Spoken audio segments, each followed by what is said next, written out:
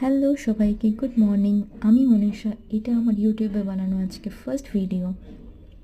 আসলে অনেক দিন ধরেই আমার ইচ্ছা করছিল একটা ভিডিও বানানো, সবাইকে দেখি করতে খুব ভালো লাগে, কিন্তু কখনো সেরকম সুযোগ হয়ে ওঠেনি।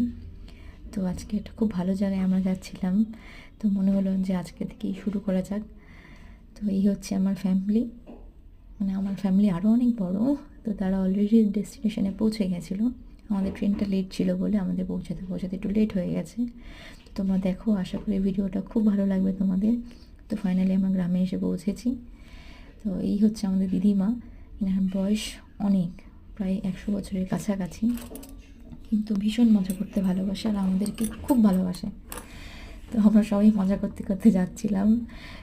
আর এই হচ্ছে সবাই গ্রামের, সবাই জানি না কেন দেখছিল আমাদের।